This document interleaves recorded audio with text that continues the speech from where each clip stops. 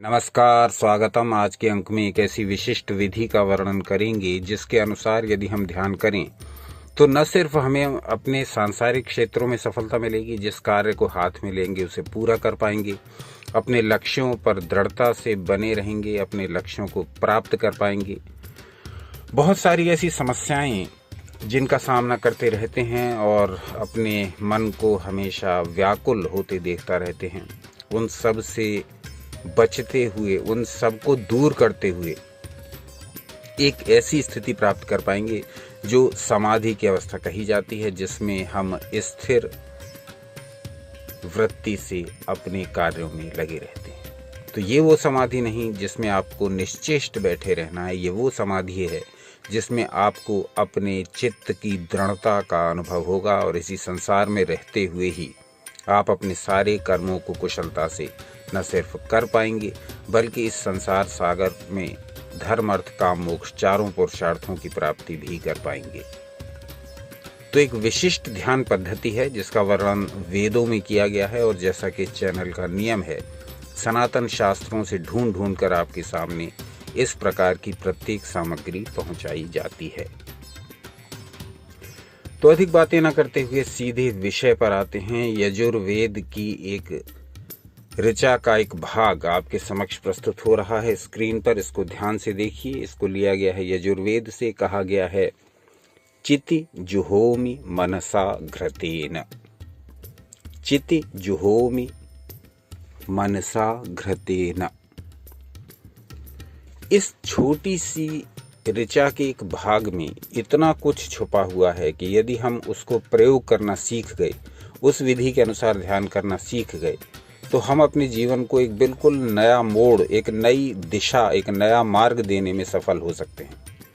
तो पहले तो हम इसका अर्थ समझेंगे, उसके पश्चात इस विधि से जो ध्यान करना है उसको ठीक से समझेंगे। हम यज्ञ करते हैं और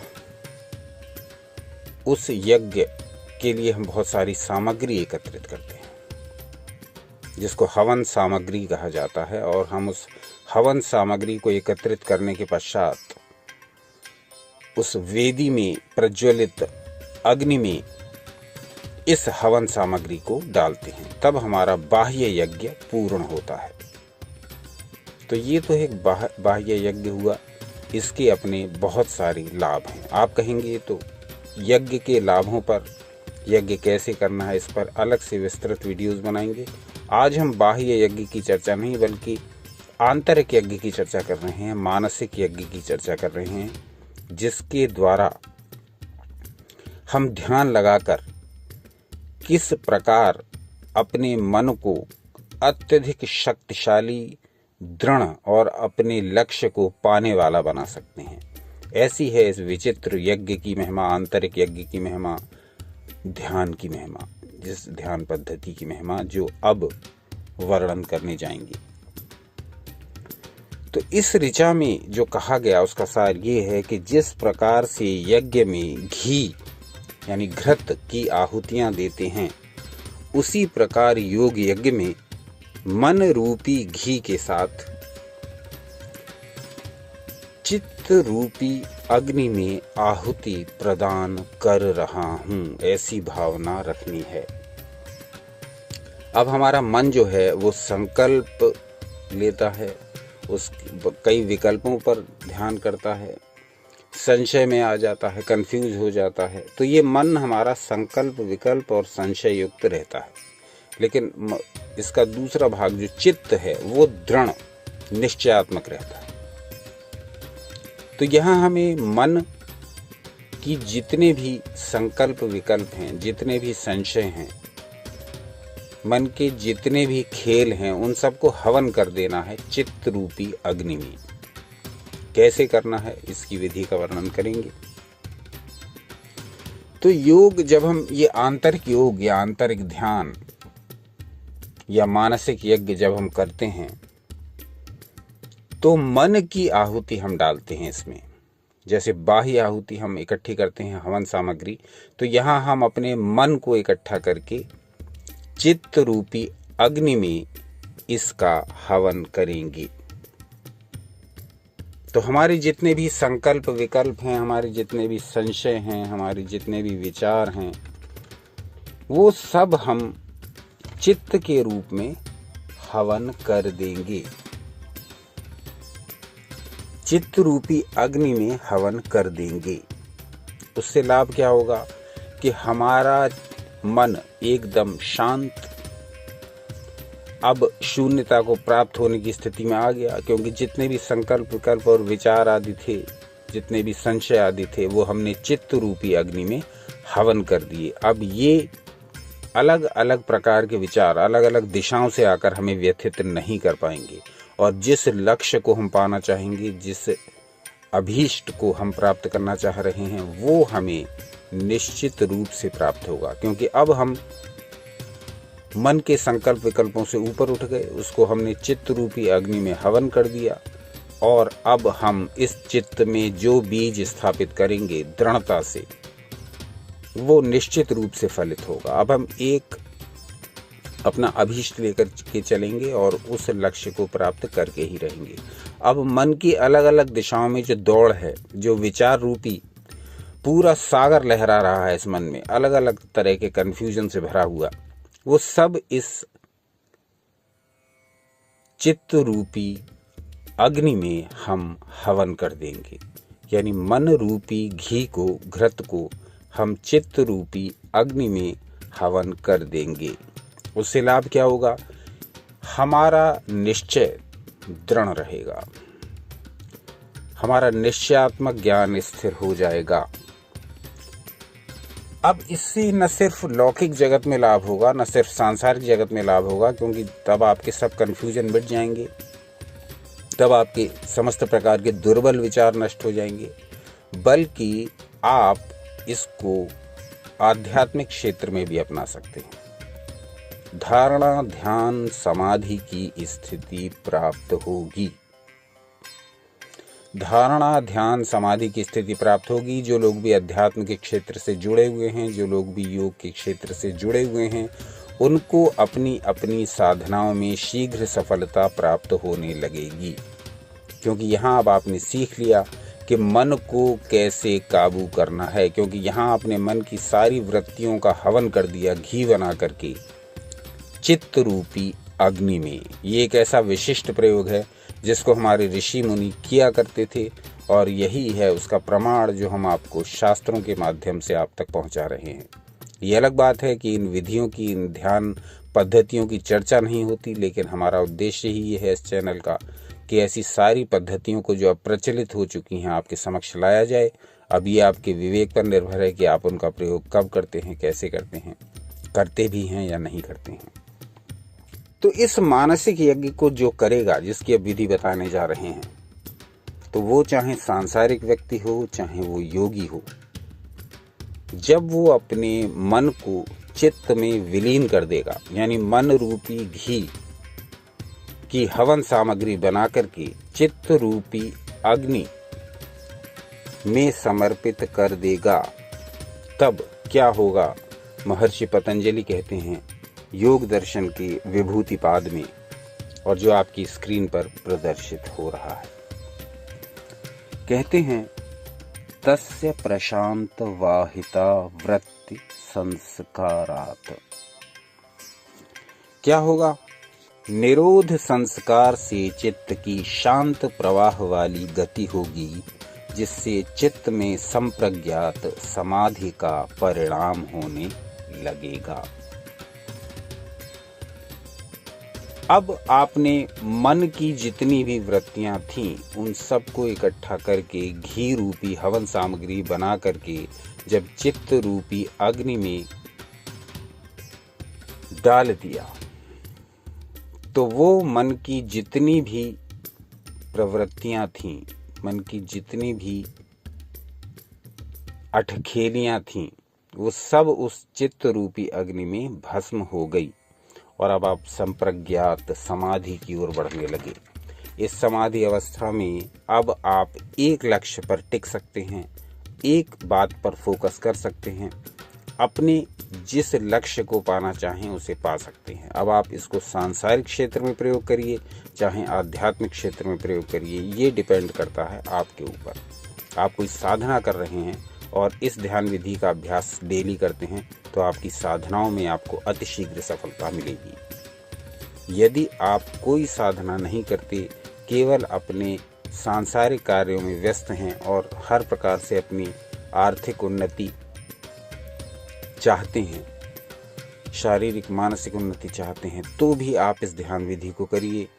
इससे आपका चित्त एकाग्र होकर के, एक निष्ठ होकर के आपको अपने लक्ष्य की प्राप्ति करा देगा। तो लौकिक हो या पारलौकिक, सांसारिक हो या आध्यात्मिक, दोनों ही क्षेत्रों में उच्चतम स्थितियां चाहने वालों के लिए ये ध्यान पद्धति, ये मानसिक यज्ञ बहुत लाभदायक है। किए का कर्तव्य है, करेंगे तो इसके लाभ पाएंगे, नहीं करेंगे तो ये एक प्रकार का थोथा ज्ञान ही बन करके हमारे लिए रह जाएगा, शब्द ही बन करके रह जाएंगे। जब तक इन शब्दों का अपने ऊपर प्रयोग नहीं करेंगे, ये शब्द हमारे काम नहीं आ सकते। हालांकि ये अपना महत्व नहीं खोएंगे, ये वैसे ही रहेंगे महत्वपूर्ण। हम इनसे लाभ लेना चाहें तब हम इनका प्रयोग करें, इसमें बताई गई विधि को अपने ऊपर प्रयोग करके अनुभव लें। तो अब उस विधि की चर्चा करेंगे। यजुर्वेद की ऋचा का एक भाग लेकर के आपको आंतरिक यज्ञ, मानसिक यज्ञ के बारे में बताया। उसके पश्चात महर्षि पतंजलि के योग दर्शन से एक सूत्र विभूतिपाद से लेकर के मानस यज्ञ से क्या लाभ होगा इसके बारे में बताया, लाभ के विषय में। अब हम आ जाते हैं उस विधि पर जिसके अनुसार आपको ध्यान करना है। बहुत लंबा समय ध्यान में देने की कोई आवश्यकता नहीं। ये ध्यान 1.5-2 मिनट से लेकर के आप अधिकतम 5 मिनट तक कर सकते हैं, क्योंकि इसमें अधिक समय नहीं लगता है किसी भी स्थिति में। ये ध्यान आप दिन में, रात में कभी भी कर सकते हैं। समय का, दिशा का, लिंग का कोई बंधन नहीं। कोई भी व्यक्ति किसी भी उम्र का इस ध्यान को कर सकता है। यहाँ एक बात ये ध्यान रखें कि इस ध्यान को यदि स्थिर स्थिति में करेंगे, यानी कि बैठ कर करें या लेट कर करें, तो अधिक उचित रहेगा। चलते फिरते ये ध्यान उतना प्रभावी नहीं है। कुछ प्रतिशत लाभ आपको अवश्य मिल सकता है, लेकिन ये स्थिर होकर के करने का ध्यान है। तो आप प्रयास करें कि किसी भी आसन में बैठें अथवा लेट करके शवासन में इसको किया जा सकता है। कुछ विशेष इसमें करना नहीं। आपको चाहे इसको लेट कर रहे हो, चाहे बैठ कर, आंखों को बंद कर लेना है, शरीर को तनाव मुक्त कर देना है, ढीला छोड़ देना है। बैठ कर रहे हैं तो रीढ़ की हड्डी को सीधा रखते हुए करिए। आंखें बंद हैं, शरीर तनाव मुक्त है। अब थोड़ी देर अपनी सांसों पर ध्यान लगाइए। चले वाते चलम चित्तम, वायु चंचल है तो मन भी चंचल हो जाएगा। निश्चले निश्चलम भवेत, वायु निश्चल है तो मन भी निश्चल हो जाएगा। तो थोड़ी देर सांसों पर ध्यान लगाएंगे तो अब आप इस ध्यान में उतरने के लिए तैयार हो गए। आपकी सांसें स्थिर हो गई, आपकी आंखें बंद हैं, आप लेटी या बैठी स्थिति में हैं। बस अब अपने आज्ञा चक्र पर अपने ध्यान को ले जाइए, भ्रू मध्य में, दोनों भौहों के मध्य में। यहाँ पर आप पहले एक पॉइंट की कल्पना करिए, एक बिंदु की। वो बिंदु धीरे धीरे बड़ा होता हुआ एक यज्ञ की वेदी जैसा बन गया है, जिसमें यज्ञ किया जाता है। अब उसमें अग्नि प्रज्वलित हो गई है। ये आज्ञा चक्र में ही इमेजिन करना है आपको। एक पॉइंट है, वो पॉइंट ने यज्ञ की वेदी का रूप ले लिया है, उसमें अग्नि प्रज्वलित हो गई है। अब आपके भ्रूमध्य में एक प्रकार का यज्ञ वेदी बन चुकी है, जिसमें यज्ञ हो रहा है। यहाँ अग्नि प्रज्वलित हो गई है। अब ये अग्नि प्रज्वलित हो गई है। इस अग्नि को प्रज्वलित होते हुए थोड़ी देर इमेजिन करिए, ये अग्नि जल रही है, ऊपर की ओर इसकी लपटें उठ रही हैं। बस अब ये आपका चित्त हुआ। अब इस चित्त में आप अपने मन से ढूंढ करके, और नहीं ढूंढना पड़े तो अपने आप ही आ रहे हों, तो ऐसे सारे विचारों को जो भी अपने आप आ रहे हों या किसी कोने में पड़े हुए हैं जो आपको दुखी कर रहे हों, जो आपको व्यथित कर रहे हों, जो आपको कंफ्यूज कर रहे हों, ऐसे सारे विचारों को ढूंढ करके लाइए। इनको घृत समझिए, इनको घी समझिए, इनको हवन सामग्री समझिए और इनको हवन कर दीजिए, डाल दीजिए सारे पदार्थों को, सारे विचारों को इकट्ठा करके। मन जो भी थिंकिंग कर रहा है, जो भी थॉट्स उभर रहे हैं कहीं से भी, किसी भी दिशा से भी, वो सारे थॉट्स लेकर के आप उनको हवन सामग्री घी समझिए और उसको इस भ्रूमध्य में जो आपने अग्नि की कल्पना की है उसमें डाल दीजिए। अब ये आपके सारे विचार धूं करके प्रज्वलित हो गए हैं उस अग्नि में जो प्रज्वलित हो रही है आपके भ्रूमध्य में, आज्ञा चक्र वाले स्थान में। तो कुछ लोगों को तो बहुत कम समय लग सकता है अपने मन के विचारों को ढूंढ करके लाने में।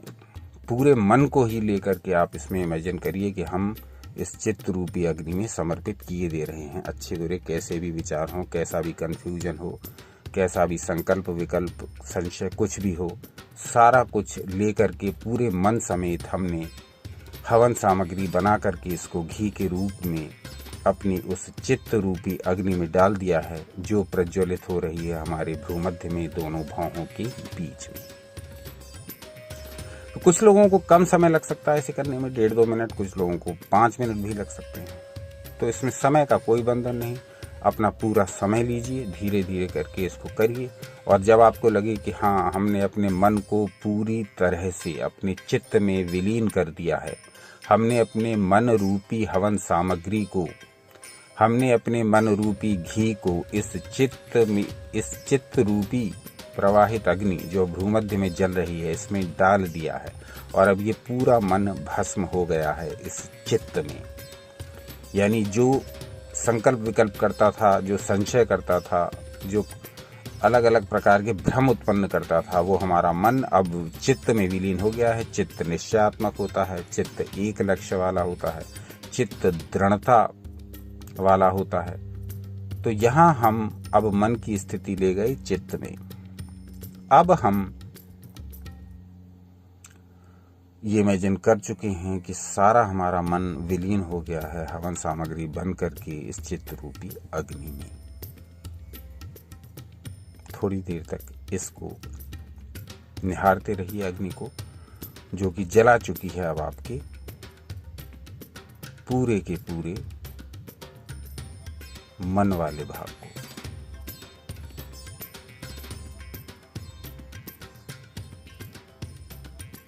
यानी अब आपके भीतर क्या बचा है? चित्त। वो चित्त जिसे आप लगा सकते हो जहां आप चाहो। अब इसको सांसारिक क्षेत्र में उन्नति करने के लिए लगाइए या आध्यात्मिक क्षेत्र में, ये आपके ऊपर निर्भर रहेगा। बस अब अपनी आंखें खोल लीजिए, अपनी दिनचर्या में लग जाइए। चाहे तो इससे पहले अपने दोनों हाथों को रब करते हुए अपने पूरे फेस पर लगा लीजिए। हवन समाप्त हो चुका है, मानसिक यज्ञ की पूर्णाहुति हो चुकी है। अब आप अपने काम पर लग जाइए, अपनी दिनचर्या करिए, जो भी आप करते हैं उसमें लग जाइए। ये मानसिक यज्ञ एक ऐसा प्रयोग है जिसको हमारे ऋषि मुनि किया करते थे, और ये एक ऐसा प्रयोग है जिसको करके न सिर्फ हम आध्यात्मिक क्षेत्र में सफल हो सकते हैं, न सिर्फ अपनी साधनाओं में द्रुतगामी उन्नति कर सकते हैं, बल्कि हम इस सांसारिक क्षेत्र में भी अत्यधिक सफल हो सकते हैं। कारण कि अब हमने अपने मन की चंचलता पर विजय पाई है। मन की चंचलता पर विजय पाने के बहुत से साधन हैं शास्त्रों में, लेकिन ये हमें बहुत व्यावहारिक लगा क्योंकि हमने इसको प्रयोग करके देखा, हमने इस ध्यान विधि को अपना करके देखा। आप स्वयं देखिए, ये तो बताई गई विधि है, लेकिन इसका लाभ तब है जब आप इसको अपने व्यवहार में लाएंगे, अपनी दिनचर्या में लाएंगे।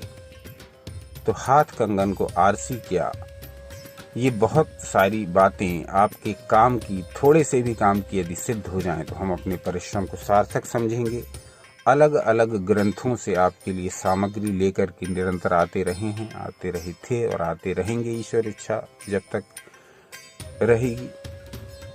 तो आज हमने यजुर्वेद और पतंजलि योग दर्शन के माध्यम से ये समझने का प्रयास किया कि एक ऐसी विधि भी है जिसके द्वारा हम अपने मन को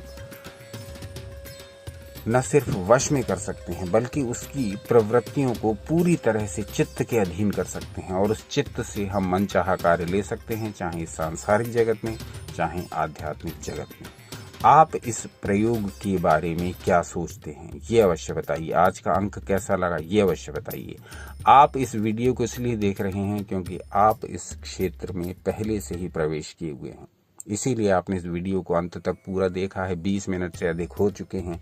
तो जो लोग इस समय तक भी इस वीडियो में बने हुए हैं उनसे अनुरोध है कि आपका क्या विचार है विशेष रूप से इस अंक के बारे में, और आप क्या सोचते हैं इस विषय के बारे में, और क्या इससे मिलता जुलता कोई अन्य प्रयोग आप करते हैं तो भी बताइए, क्योंकि प्रत्येक साधक के लिए इस प्रकार की जानकारी बहुत लाभदायक सिद्ध होती है। आज का अंक यहीं तक।